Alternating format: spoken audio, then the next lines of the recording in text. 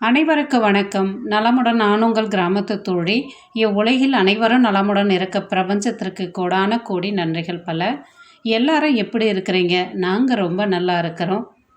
நீங்கள் எப்படி இருக்கிறீங்க? உங்கள் ஊர்லலாம் மழை காற்றுலாம் விட்டுடுச்சா? இங்கே மழைலாம் விட்டுடுச்சு. லேசான வெயிலெலாம் திறந்துருக்கு. காற்றுலாம் எதுவும் கிடையாது. நாங்கள் இருக்கிறது விழுப்புரம் மாவட்டம் திண்டிவனம். வருஷத்துக்கு ஒரு புயல் வந்தாலும் எந்த இடத்துல புயல் கரையை கடக்குதோ அந்த இடத்த ஒரு சொயிட்டு போட்டுட்டு போயிடும். அதை மாதிரி தான் விழுப்புரம் மாவட்டம்லாம் கொஞ்சம் பாதிப்பு அதிகமாக தான் இருக்குது. நாங்கள் இருக்கிற இடம்லாம் எந்த பாதிப்பும் இல்லை, நல்லாவே இருக்கிறோம். ஆனால் விவசாயிகள்லாம் ரொம்ப கடும் பாதிச்சிருக்காங்க. சரியான காற்று, சரியான மழை, நல்ல மழை பெஞ்சு ஓஞ்சதும் வீட்டு ஃபுல்லும் தண்ணி சுற்றி இந்த சைடு பார்த்தாலும் மழை, அந்த சைடு பார்த்தாலும் மழைன்னு சொல்கிற மாதிரி எந்த சைடு திரும்பி பார்த்தாலும் நாங்கள் இருக்க வீட்டை சுற்றி தண்ணி தான். எதிர்க்கவும் காலி ஃப்ளாட் இருக்குது. அந்த காலி ஃப்ளாட் ஃபுல்லும் குளம் போல் தண்ணி தேங்கி நிற்கிது. அதிகமான மழை, தண்ணிகள்லாம் தேங்கி நின்னதும் நிறைய தவக்கலை சத்தம் கேட்க ஆரம்பிச்சிடுச்சு. வீட்டை திறந்தால் வீட்டில் இருக்க குழந்தைங்க சத்தம், வெளியே கதவை திறந்தால் தவக்கலை சத்தம். சுற்றி தண்ணி நிற்கிறதுனால வீடெல்லாம் கொஞ்சம் ஐஸ் மாதிரி சில்லுன்னு இருக்குது. குளிரும் ஜாஸ்தியாக இருக்குது. மழைலாம் ஓரளவுக்கு விட்டு மறுநாள் காற்றடிக்க தொடங்கிடுச்சு. சரியான காற்று அடித்தாலும் அப்பப்போ விட்டு விட்டு லேசான மழைகள் தூரிக்கிட்டே இருந்தது. தொடர்ந்து விழுப்புரம் மாவட்ட பள்ளிகளுக்கெல்லாம் லீவ் விட்டுக்கிட்டே இருக்காங்க. இன்றைக்கி புதன்கிழமையும் லீவு தான் விழுப்புரம் மாவட்டம். வீட்டுக்கு பக்கத்தில் இருக்கவங்க தென்னை மரம்லாம் வச்சுருக்காங்க. அந்த மரம்லாம் காற்று அடிக்கும் போது பார்த்தாலே பயங்கரமாக இருக்குது. சரியான காற்று. ஒரு வழியாக காற்றுலாம் நின்றுட்டு கொஞ்சம் லேசான வெயிலெலாம் அடிக்க தொடங்கியிருக்குது. வெயில் அடித்தா வீட்டில் இருக்கவங்களாம் நம்ம என்ன செய்வோம்? துணிங்கள்லாம் நிறைய இருக்கும், அதை துவைச்சி காயப்படணும். அதை மாதிரி ஒரு வேலைகள்லாம் நடந்துக்கிட்டு இருக்குது. திண்டிவனத்தில் நாங்கள் ஏற்கனவே இருந்த இடத்துல கிடங்கள் ஏறி ரொம்பி உபரி நீரெலாம் வெளியில் வரும். ரயில்வே மேம்பாலம் இது. அந்த மேம்பாலத்துக்கு மேலே தான் ரயிலெலாம் போகும். கீழே பஸ்ஸெலாம் வரும். அதுக்கு பின்னாடி தான் திண்டிவனம் இந்திரா காந்தி பஸ் நிலையம் இருக்குது. அது ஃபுல்லுமே தண்ணி நிறைய வழிஞ்சு போகுது. அதெல்லாம் பார்க்குறதுக்கு பிள்ளைங்களை கூட்டு போய் காமிச்சாச்சு. இந்த இடத்துல தான் நாங்கள் ஏற்கனவே இருந்தோம். இப்போ பிள்ளைங்க படிப்புக்கோசம் கொஞ்சம் தூரம் தள்ளி இருக்கோம். அந்த சைடு இருக்கிற கிராம சுற்றுவட்ட ஏரிகள்லாம் ரொம்பச்சுன்னா கிடங்கள் ஏரிக்கு தான் தண்ணி எல்லா வரத்தும் சேரும். தண்ணியெல்லாம் அதிகமாக வருது. இதையும் மழை விட்டதும் போயிட்டு ஒரு நாள் பார்த்துட்டு வந்துட்டாங்க பிள்ளைங்க.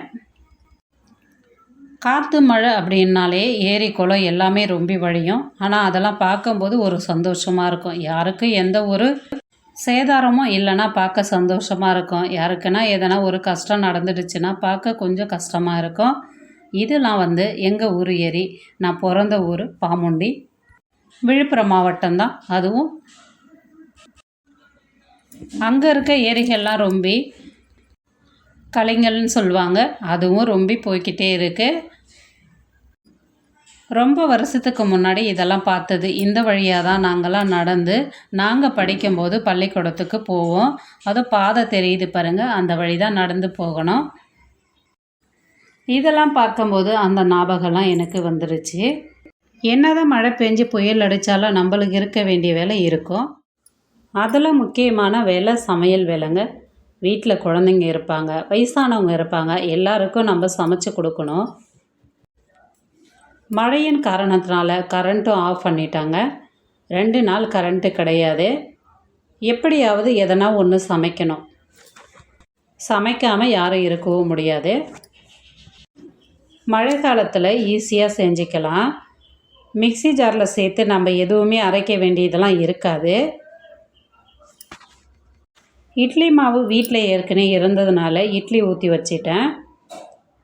நம்ம இந்த சட்னி ரெடி பண்ணுறதுங்காட்டி இட்லியும் ரெடி ஆகிடும். ஒரு 100 கிராம் பாசிப்பருப்பு, 2 உருளைக்கிழங்கு இருந்தாலே நல்லா சுவையாக செஞ்சுக்கலாம்.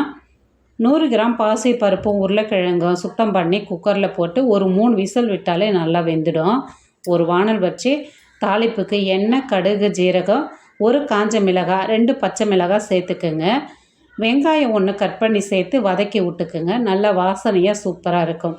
வெங்காயம் பிடிக்கணும் சேர்த்துக்குங்க. வெங்காயம் இல்லாமலேயும் செய்யலாம். வாசனைக்கு கொஞ்சமாக கருவேப்பிலை சேர்த்து வதக்கி விட்டுக்கலாம். இதில் எந்த மசாலாவும் சேர்க்க போகிறது கிடையாது. கொஞ்சமாக கலர்ஃபுல்லாக இருக்கிறதுக்கு ஒரு 1/4 ஸ்பூன் அளவு மஞ்சள் தூள் மட்டும் சேர்த்து அது கூடவே 1 நிமிஷம் வதக்கி விட்டால் போதும். இதெல்லாம் வதங்கி வந்ததுக்கப்புறம் வேக வச்சு எடுத்து வச்சுருக்க பாசிப்பருப்பை நல்லா குழச்சிட்டு அதில் சேர்த்துக்குங்க. பாசிப்பருப்பு நல்ல ஒரு திக்னஸ் பதம் கொடுக்கும். அதனால் கூடவே நல்லா தண்ணி கொஞ்சம் சேர்த்து கலந்து விட்டுக்குங்க. 100 கிராம் பாசிப்பருப்பில் நம்ம செஞ்சோம்னா ஒரு 8 பேர் 9 பேர் தாராளமாக சாப்பிட்லாம். கட்டியாகவும் இருந்தாலும் அடி பிடிச்சிக்கும். அதனால் கொஞ்சம் தண்ணி விட்டு நல்லா கலந்து விட்டுக்குங்க. நல்லா கலந்து விட்டுட்டு இதுக்கு தேவையான அளவு உப்பு சேர்த்துக்குங்க. சேர்த்துட்டு மிதமான தீயில் ஒரு 5 நிமிஷம் கொதிக்க விட்டாலே போதும். அதுக்கு மேலே இது கொதிக்கணும்னு அவசியம் இல்லை. அதுக்கப்புறம் நம்ம வேக வச்சு எடுத்து வச்சுருக்க உருளைக்கிழங்க தோல் எடுத்துட்டு கையால் ஒன்றும் பாதியமாக உடச்சி விட்டா மாதிரி விட்டுக்குங்க. மசிச்சுலாம் விட வேணாம், உடச்சி விட்டா மாதிரி விட்டுக்குங்க. உருளைக்கிழங்கு சேர்க்கறதுனால இன்னும் நல்ல திக்னஸ் கொடுக்கும். அதனால தான் முதல்ல கொஞ்சம் தண்ணி சேர்த்து கொதிக்க வச்சுக்கணும். உருளைக்கிழங்கு சேர்த்ததும் ஒரே நிமிஷம் லேசாக கொதி விட்டு பச்சை கொத்தமல்லி இருந்தால் கொஞ்சம் தூவிக்கலாம், இல்லைனாலும் பரவாயில்லை. அடுப்பு ஆஃப் பண்ணிடலாம். மழை காலத்தில் இதை மாதிரி நீங்கள் செஞ்சுக்கங்க. ஈஸியாக இருக்கும் உங்களுக்கு. ரொம்ப நேரமும் எடுத்துக்காது. அரைச்சி சேர்க்குற வேலையும் இதில் இருக்காது. நல்லா சூப்பராக இருக்கும். இட்லி, தோசை, சப்பாத்தி, பூரி, இடியாப்பம் இதுக்கு எல்லாமே தொட்டு சாப்பிட்றதுக்கு சூப்பராக இருக்கும். நல்ல ஒரு குருமா எப்படி தொட்டு சாப்பிட்டா எந்த டேஸ்ட்டில் இருக்குமோ அதை மாதிரி இருக்கும். புயல் மழையில் நான் இப்படி தான் செஞ்சு எடுத்துக்கிட்டேன். நைட்டு நேரன்றதுனால நம்மளுக்கு லைட்டு வெளிச்சமும் தேவை, அதையும் கொஞ்சம் மிச்சப்படுத்தணும். தோசை போட்டுக்கிட்டு இருந்தோம்னா ரொம்ப ரொம்ப நேரம் ஆகும். இட்லியை ஒரு சைடு ஊற்றி வச்சுட்டு பாசிப்பருப்பு, உருளைக்கிழங்கு, கடப்பாவை இதை மாதிரி செஞ்சு எடுத்துக்கோங்க. டைமும் நம்மளுக்கு மிச்சமாகும். வீட்டில் சின்ன குழந்தைங்க இருந்தால் கூட இதை மாதிரி ஊட்டி விடலாம். காரமும் இருக்காது, நல்லா சுவையாக சூப்பராக இருக்கும். இந்த புயல் மழையில் இப்படி தான் நான் அன்றைக்கே செஞ்சு எடுத்துக்கிட்டேன். ரெடியான இட்லியும் சூடான உருளைக்கிழங்கு, பாசிப்பருப்பு, கடப்பாவும் வச்சு சாப்பிட்டோம். இந்த வீடியோ உங்களுக்கு பிடிச்சதுன்னா லைக் பண்ணுங்கள், ஷேர் பண்ணுங்கள். கிராமத்து தோழி சேனலை சப்ஸ்கிரைப் பண்ணுங்கள். பாய்.